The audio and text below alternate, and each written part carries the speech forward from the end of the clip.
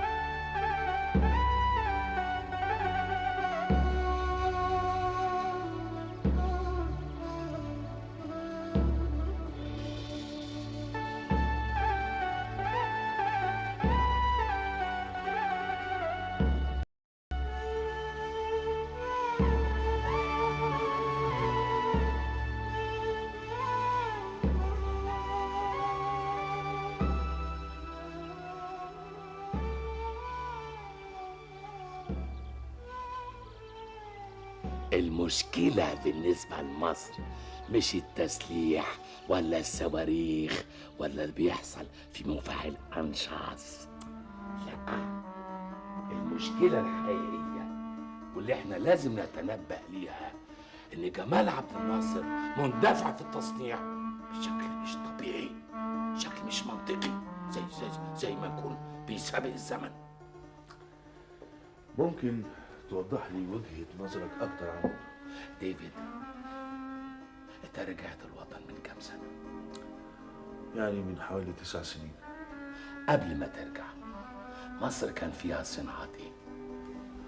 الزيوت والصابون في كفر زيات، السكر في كومامبو، النسيج في المحلة وكفر الدوار، السجاير في الجيزة، يعني بعض الصناعات الصغيرة. دلوقتي بقى فيها مصانع حديد وصلب وتجميع سيارات. مش كده وبس، ده كمان المصانع اللي كانت بتعمل ذخيرة وأسلحة بتعمل كمان تلاجات.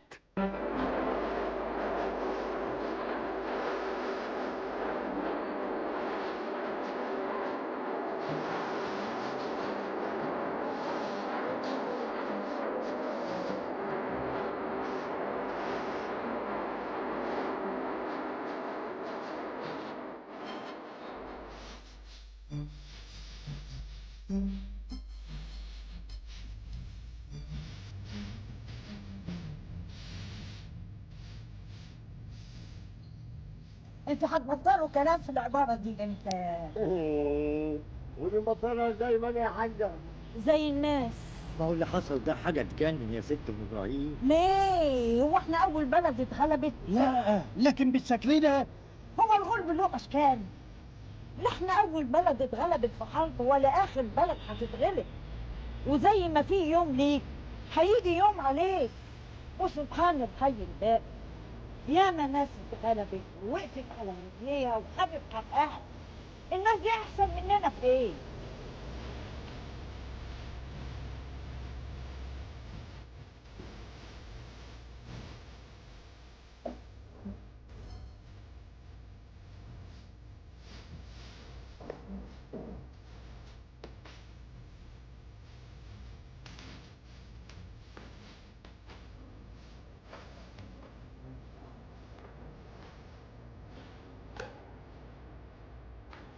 استاذ سهيل ادالك نمرة التليفون.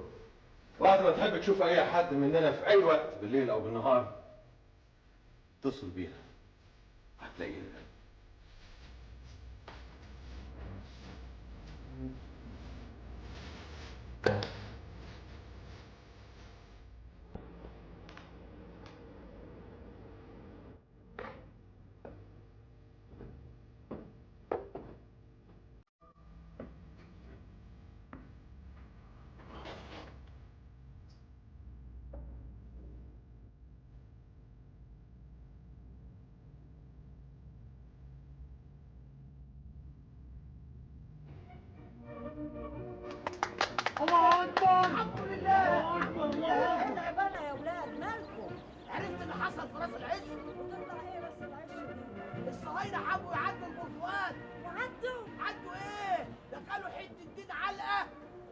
اداهم العلقه. 30 راجل بأسلحتهم الخفيفة أبادوا كتيبة مدرعات وسيارات مصفحة بمدافعهم وسلاحهم. خدوا علقة عمرهم ما كانوا يحلموا بيها. وايه يعني؟ يا ست ام ابراهيم افهمي بقول ما هو لك لو ال30 راجل دول عملوا زيكم كده ما كانوش ردوهم ولا رجعوهم. وانت ما تعرفيش تقولي كلمه حلوه. اسمع يا استاذ علي، البيه زمانه هيصحى، روح حضر الفطار. وانت يا استاذ مصطفى بدل ما انت قاعد لي كده روح حضر السفره. ما لو كل واحد فينا عمل اللي عليه ما كانش ده بقى حل.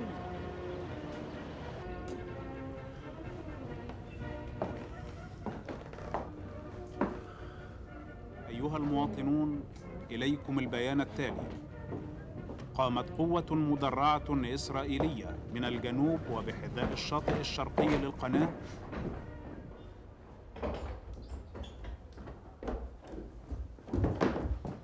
الراديو اهو يا بيه، اسم الله عليك.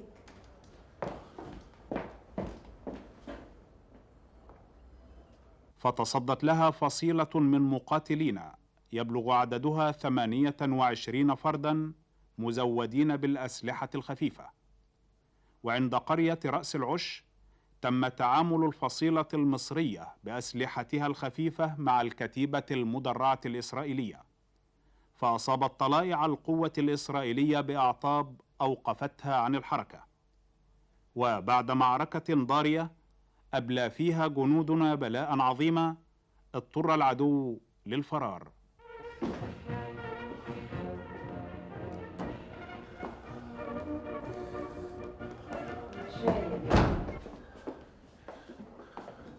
متشكر قوي يا ابو ابراهيم.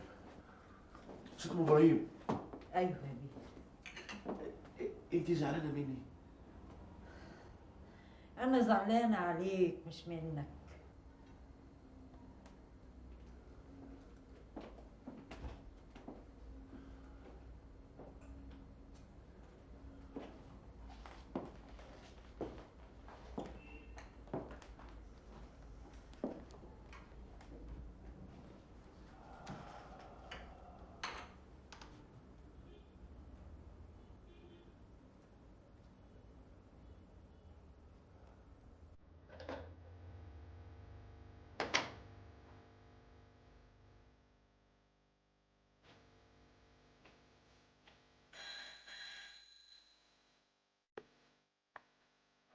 يا فندم. صباح الخير. صباح الخير يا فندم. انا طالب موعد. امتى يا فندم؟ دلوقتي لو امكن. ايه اللي بتقوله ده؟ دلوقتي حالا؟ طيب متشكر متشكر.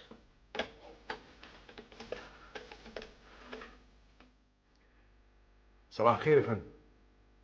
ممكن اشوف سعادتك ثواني؟ متشكر يا فندم.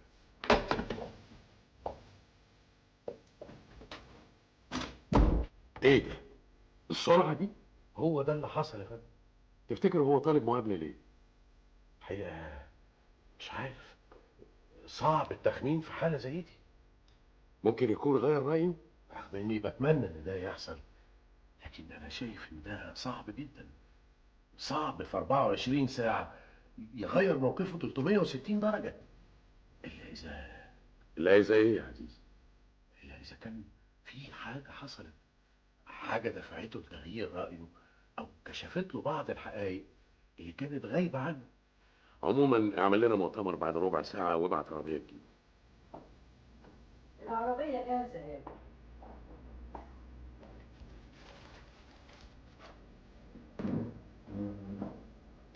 اطلع لك فنجان القهوه تشربه. الدنيا ما طارتش، ما جاتش على 5 دقايق. حاضر يا ست ابراهيم.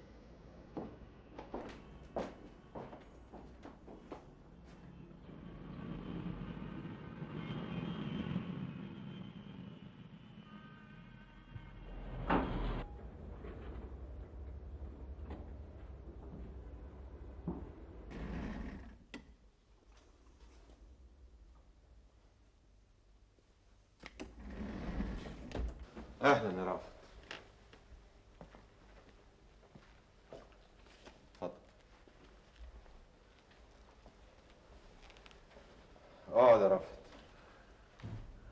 الحقيقة أنا قبل ما أقعد أنا عاوز أقول حاجة. اتفضل. أولا أنا بعتذر عن اللي حصل مني امبارح. مفيش ما يدعو للاعتذار يا اخ رافض. يعني بعتذر لأن الحزن غلبني، خلاني ما قدرتش الظروف اللي انتوا بتمروا بيها، واللي هي بالتأكيد أصعب من ظروفي، وأرجو إنكم تقبلوا اعتذاري. يعني انت مستعد تتناقش دلوقتي؟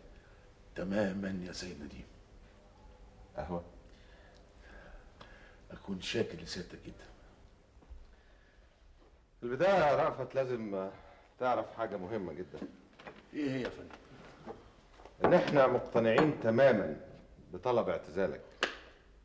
إن إحنا طبعا مقدرين جدا الجهد اللي أنت بذلته طول السنين اللي فاتت، وكل اللي هتحتاجه للإقامة في مصر هيكون جاهز. بس إحنا شايفين إنه من المستحسن إنك أنت تاخد أجازة. كل اللي المطلوب منك فيها انك تفكر كويس قوي ايه اللي هتعمله في مصر بعد كده. في الحقيقة أنا فكرت كويس جدا. عظيم.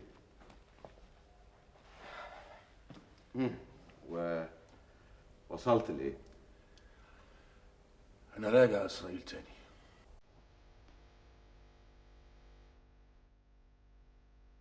ايه اللي بتقوله ده يا رب؟ أنا مكاني مش هنا يا سيد نديم. أنا مكاني مش هنا. أنا مكاني هناك في إسرائيل، وخصوصا في الظروف اللي بتمر بيها البلد اليومين دول. لازم تفهم ان القرار ده مش قرارك لوحدك. أنا عارف ومتأكد من ده يا فندم، لكن برضه متأكد إن المناقشة ممكن يعني تجيب نتيجة مختلفة. ايه اللي انت عايز تناقشه؟ أكيد طبعا يعني العرض اللي عرضه عليا السيد نديم عرض مغري جدا، مغري جدا، وخصوصا بالنسبة لواحد زي حالتي. ايوه بس ده حق. يا فندم أنا اللي جوايا يعني أكتر بكتير قوي من اللي أنا بقوله. اللي جواك يعني العرض اللي ساعتك عرضته عليا أكيد عرض كان ولا يزال من أعظم أحلام حياتي. أعظم أحلام حياتي إني أرجع بلدي وألاقي وظيفة محترمة، أتجوز وأعمل عيلة. أعظم أحلام حياتي إني أرتاح، خصوصا وأنا داخل على 40 سنة. حياتي كانت صعبة جدا، وانتوا بالتأكيد عارفين كمان بدايتها كانت صعبة قد ايه.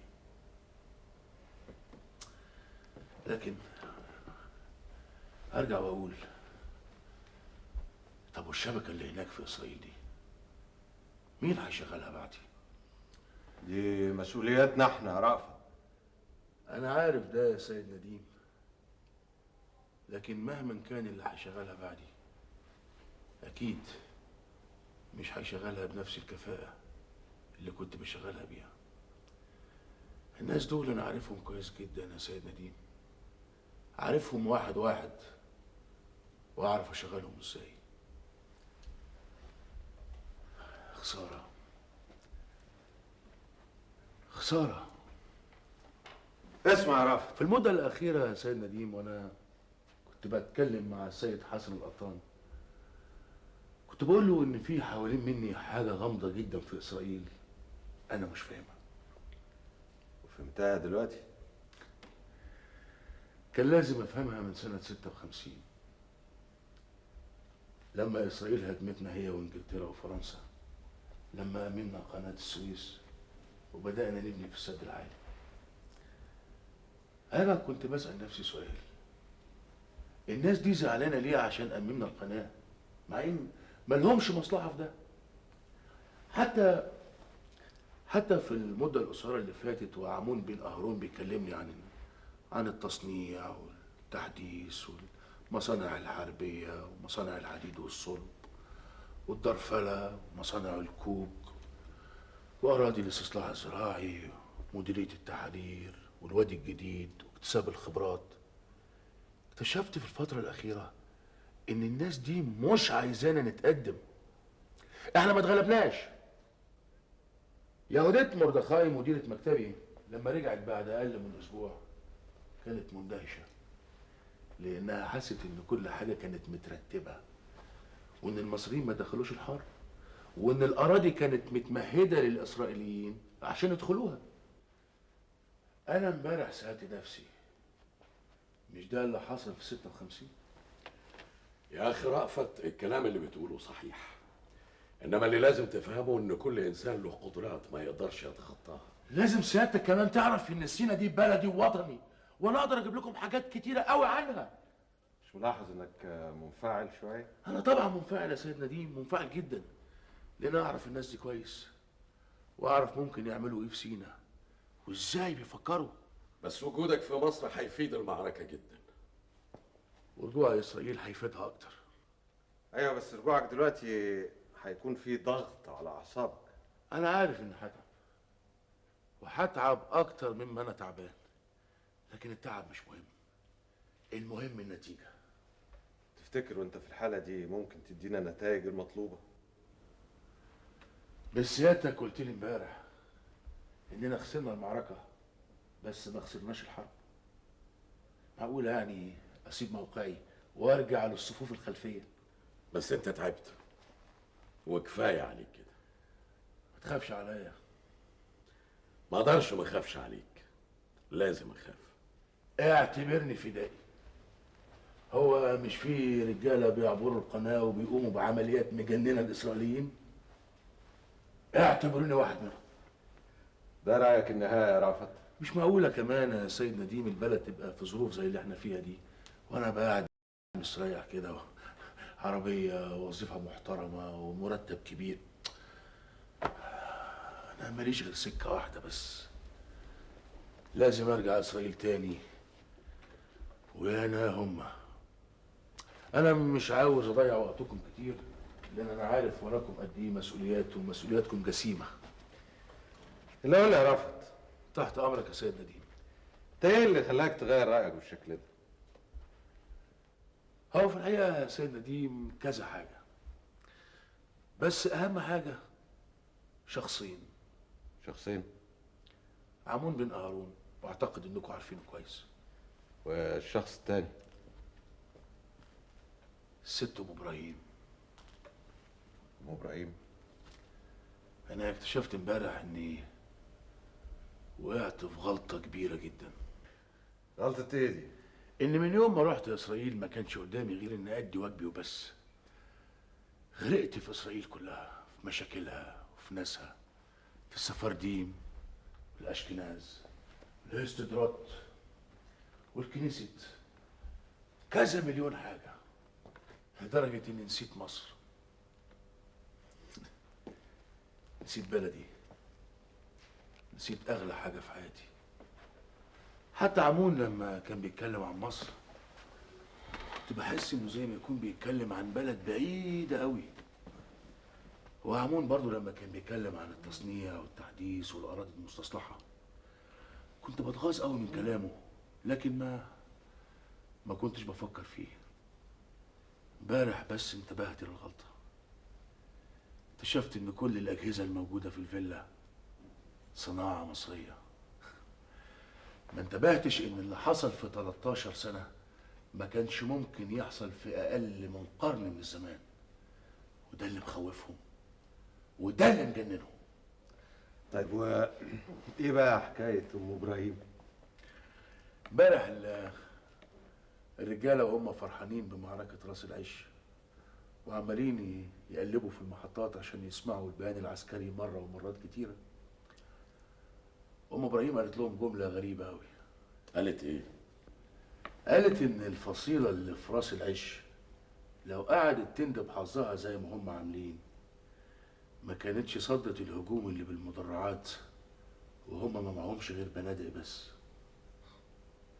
وانا شخصيا مش عاوز اقعد اندب حظي وافكر في اللي حصل واللي كان، وده كمان له سبب. ايه هو؟ اني عرفت وانا هناك ان كان المطلوب ان مصر تتغلب. حاربت ما حاربتش لازم تتغلب، لازم التقدم ده يقف. طب يا رافت، شوف بقى. بعد اذن سيادتك يا فندم، انا عاوز تخلي عنكم مرتبات اعضاء الشبكه. ايه ده؟ يعني ايه؟ البلد اولى بالفلوس دي. ايوه بس انت هناك هتحتاج لفلوس. سعادتك عارف دلوقتي ان ماجي تورز بتكسب كويس قوي، وانا اقدر ادفع لهم مرتباتهم واقدر كمان اعيش كويس. بس انت نسيت ان الشبكه اتسعت، ودان له مجموعه وايزاك له مجموعه تانية. هنسى ازاي بس؟ تهيألي هناك هتحتاج لمصاريف. لو احتجت الحاجه هبقى اقول لكم، انا يعني ليا مين غيركم. طيب احنا هنبقى نشوف الموضوع ده بعدين. على العموم اطمن يا سيد نديم وشوف الحسابات هتوصل في ميعادها. اظن انا محتاج ان انا اقعد معاك شويه. اللي حصل ايام الحرب وبعدها لازم اقوله بالتفصيل. اشوف وشكم بخير. مع السلامه. هتوصلك كلمتنا النهارده بعد الظهر. مهما كانت الكلمه انا رقبتي سداده. عارف عارف ومتأكد.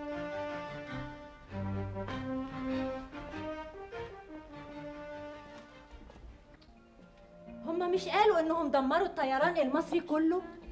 اكيد المصريين كان عندهم طيران احتياطي، يقوموا يغامروا ويقوموا بغارة بالعنف ده؟ والغاره الاخيره كانت مركزه على قواتنا المدرعه في سيناء. حتى الطيران بتاعنا لما حب يتصدى لهجماتهم اضطر في النهايه للفرار. ايه اخبار طياراتنا يا إسحاق؟ كلها رجعت سليمه، بس انا سمعت من الطيارين كلام غريب جدا. كلام غريب؟ مش عارف بالظبط لان مفيش حد منهم راضي يتكلم، لكن سمعت من واحد ان المصريين كانوا بيعملوا عمليات انتحاريه. في البداية راس العش، وإذاعة القاهرة بتقول إن اللي صد تقدم القوى المدرعة في سيناء كانت فصيلة بأسلحة خفيفة، ودلوقتي غرب الطيران على أسلحتنا المدرعة في سيناء. دان، إيه اللي بيحصل بالظبط دان؟ أنت ليه مش عاوز ترد عليا؟ انا بستغرب. الضربه الاخيره اللي اخذوها المصريين في الحرب كانت عنيفه جدا، لدرجه ان انا مش مصدق ان كل ده يحصل ولسه ما فاتش على وقف القتال 40 يوم. ده غير ان الفدائيين بيعبروا كل يوم القناه وبيهاجموا جنودنا. مش دي حاجة تخوف؟ مش ده بس اللي خوف سيرينا، اللي خوف اكتر ان الفدائيين المصريين مش بيهاجموا المواقع والقوافل وبس، لا دول بياخدوا اسرى معاهم وبيعدوا بيهم للضفه الغربيه. هو ديفيد ما جاش الليله دي ليه؟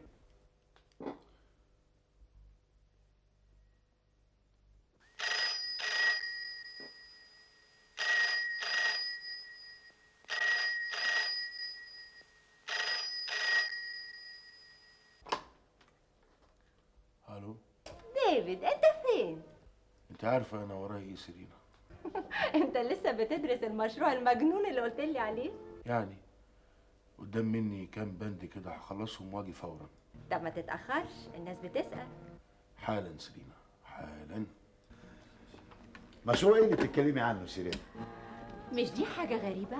ديفيد طول عمره يعمل حاجات مجنونه وتنجح. ديفيد سمحون عاوز يعمل مشاريع جديدة في سينا. انتوا متخيلين ان سينا دي مجرد صحاري وجبال وخلاص؟ إذا كنت بتتكلم عن دير سانت كاترين فده مش كفاية إنه يعمل مشروع سياحي ناجح. اولا الدراسات المبدئيه بتقول ان الشاطئ الشرقي لسينا من اجمل شواطئ الدنيا. ايوه بس ده عاوز حسابات كتيره قوي ديفيد. قصدك يعني بالنسبه للفدائيين المصريين؟ بالتاكيد. بس في اماكن تانية بعيده عن نشاطهم وممكن استغلالها. شرم الشيخ ودهب ونويبع وحتى في طابة. لا بس ده استثمار مش مضمون ديفيد. بيتهيألك دان. الفرق اللي بينه وبينكم إن عارف أرضي ووطني وبحبه، وسينا دي ارضي وهعمرها. انت مجنون بحب الوطن ديفيد. ما هو كمان عشان الجنان ده انا عازمكم في اول فوج لماجي تورز يروح سينا. وهل ريشتر تبقى معانا؟ قلت ايه ديفيد؟ انا خجلان منها سينا، حقيقي خجلان. ليندا مش عايزه اتناقش في الموضوع ده، بس انا عاوز اقول لك على حاجه مهمه. وانا مش عايزه اعرف. ديفيد اتصل في التليفون 3 مرات وانا كلمته 30 مره وقدم اعتذارات كافيه. اعتذارات وهمي. والمشاريع اللي بيني تتلغي. انت عارفه كويس قوي انا عملت مشاريع مع الاسرائيليين ليه. بزنس از بزنس، سواء مع الاسرائيليين او غيرهم. بزنس از كانسل. خلاص هيلين المفروض ان خلاص اوكي.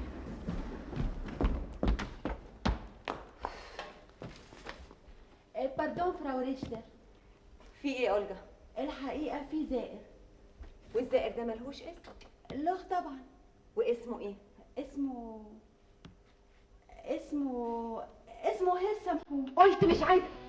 اسمه ايه؟ ما اعتقدش انا يعني من حسن الضيافه ان انا افضل واقف بره المده دي كلها. من فضلك هيرسم. من فضلك انت يا هيلين، من فضلك لو سمحت. انا مش عاوز منك اكتر من 5 دقايق بس.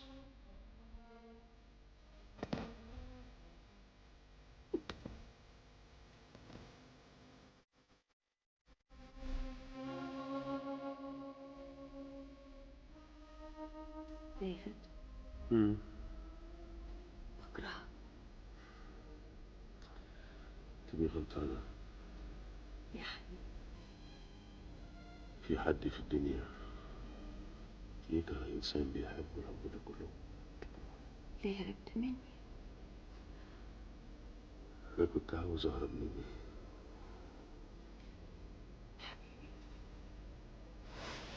حبيبي انت مخبي عني حاجة واحدة بس.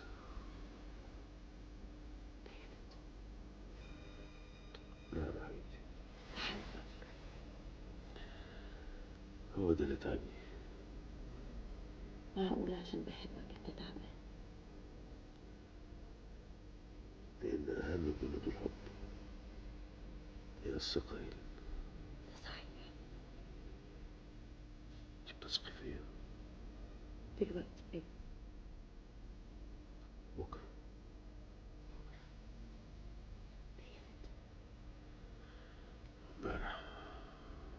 امبارح انت اللي هربت مني.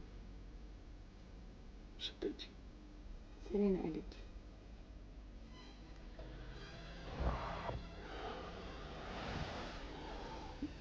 ديفيد انت عايز مني؟ عايزك تثقي فيا وتصدقيني. صدقك. واثقة فيا؟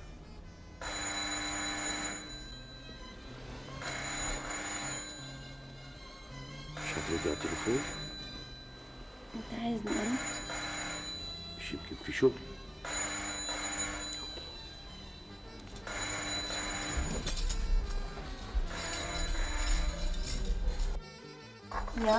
يا هيلين، سمعتي الاخبار في التلفزيون؟ في ايه يا ليندا؟ بيقولوا ان المصريين اغرقوا مدمره اسرائيليه اسمها ايلات. امتى الكلام ده؟ النهارده، وكل وكالات الانباء نقلت الخبر، والاسرائيليين في حاله جنون. اوكي ليندا، دانكشن.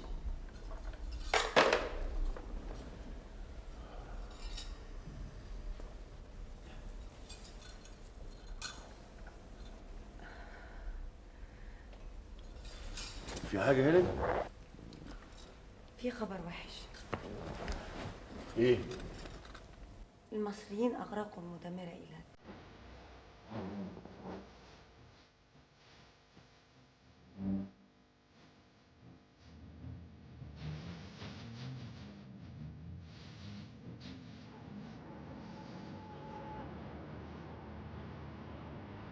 ايوه يا سيد حسن، انا موقفي دلوقتي بقى غريب قدام الناس. غريب في ايه؟ كل الناس بتتساءل انا ليه مش بتجوز؟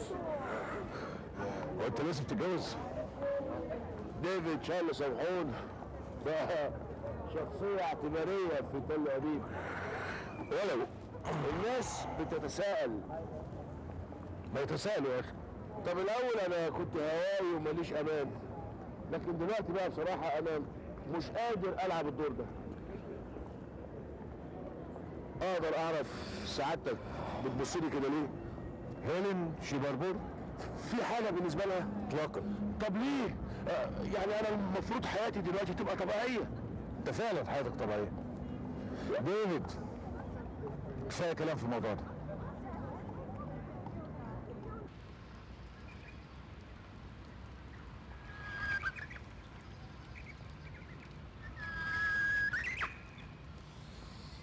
ايه اخر اخبار مشروعاتك في سينا؟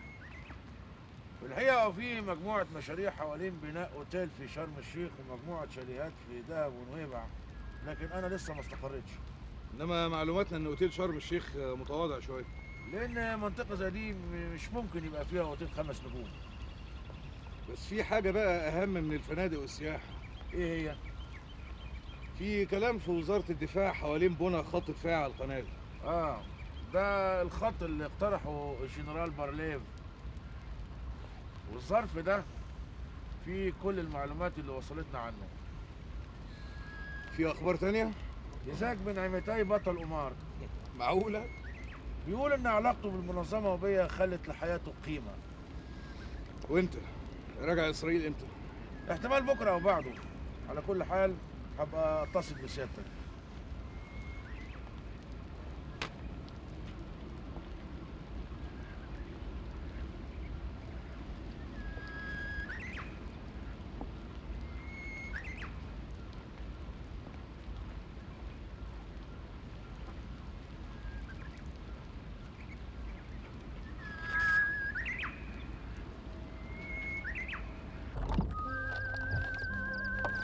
ده آخر تقرير عن إنشاء مطارات في سيناء، وخصوصا إن 70% من المشروعات دي قابل للتنفيذ. وإيه أخبار خط بارليف؟ لغاية دلوقتي ما عنديش معلومات كافية عنه، لكن اللي متأكد منه إن الخطوات التنفيذية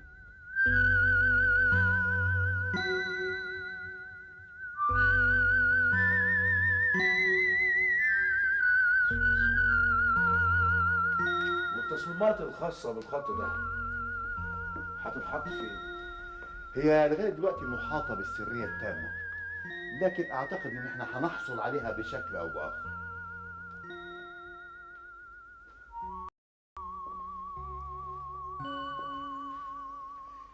في ايه ديفيد؟ انت عارف اصدقائنا راصدين كام بالدولار للتصميمات دي؟ ما يهمكش، هنحصل عليها. ايه اللي انت عايزه بالظبط يا عزيز؟ الأجهزة تطورت في الفترة الأخيرة يا فندم، وأكيد الدكتور خالد عنده جهاز متطور يوفر ل 313 الأمن ويوفر لنا الوقت اللي احنا في أشد الحاجة إليه. هو مش حسن كان اتكلم معاه بخصوص خط بارليف؟ تمام يا فندم. وما جاتش منه أخبار لحد دلوقتي؟ ما هو ده اللي قلقني. قلقك؟ 313 ما شافش السيد حسن من حوالي شهرين. ودي فيها ايه دي؟ ما هو أي معلومات خاصة بخط بارليف تستلزم بالضرورة تسليم رسومات هندسية أو تصميمات، ومعنى تأخيره إنه لسه ما وصلش لحاجة لغاية دلوقتي. وتفتكر 313 هيقدر يمدنا بحاجة بخصوص الموضوع ده؟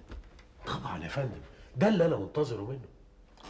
وهو كذلك. اتصل بالدكتور خالد وشوف يقدر يمدنا بإيه.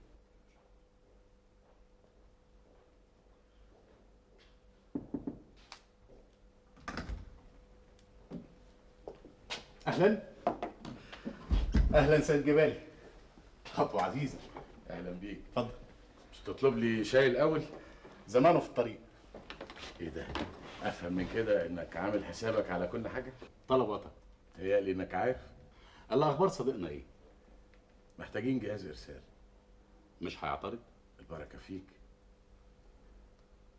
عامل الوقت بقى مهم جدا بالنسبة لنا يا دكتور خالد. شفت اخر مبتكراتنا؟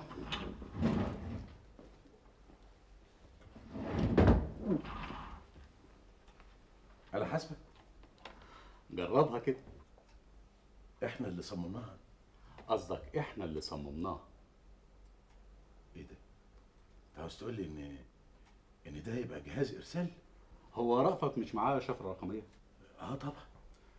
معنى كده ان اي رسالة بتتبعت له مهما كان حجمها ممكن يحولها بالشفرة دي الى ارقام. بالتأكيد.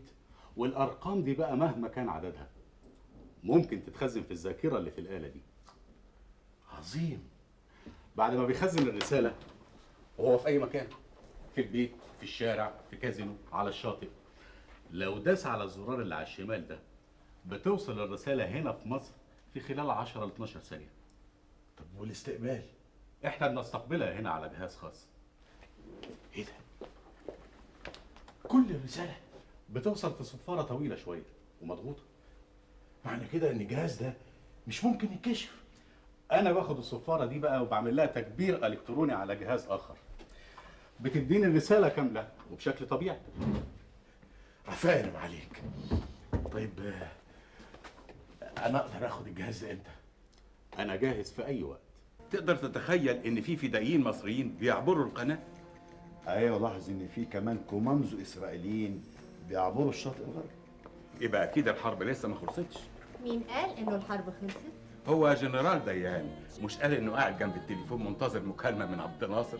صحيح ديان اتكلم، لكن دان عمره ما قال انه الحرب خلصت. ديفيد، انت فاكر الكلام اللي كان بيتقال قبل الحرب؟ لا، انا الليله دي ما عنديش اي استعداد للمناقشه. واللي هيناقشني هيكون عقابه انه ما يطلعش معايا اول فوق لباجي تورز رحله لمعالم سينا. ديفيد، انا نفسي اشوف سينا قوي. امتى الرحله ونقعد هناك كام يوم؟ ديفيد، انا عندي ليك خبر كويس قوي. خير جنرال؟ انت فاكر المهندس اللي كلمتك عنه بخصوص الشاليهات بتاعت سينا؟ بس انت كلامك كتير جنرال. تصميمات موجوده معايا. بس المهم الاسعار. المهم انها تعجبك الاول. فين التصميمات دي؟ التصميمات موجوده معايا تحت في العربيه، بفكر نديها لك قبل ما نروح.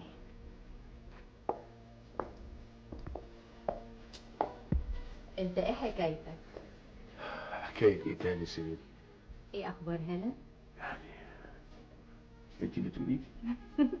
هو انا اللي بكلمك كل يوم في التليفون يا ثعلب؟ حقيقي اللي عاوز يفشي سر يقول لواحده سر. اعترف انك بتحبها. طيب وبعد ما اعترف وما تتجوزوش؟ قولوا يا جماعه، انا كنت قلت ان الحرب خلصت. اوعى تزعل من كلام شقوق ده. ازعل؟ ده كلام برضه سيرينا. الناس خايفه على اولادها والمصريين مش ساكتين. وما اعتقدش انهم هيسكتوا. ربنا يستر.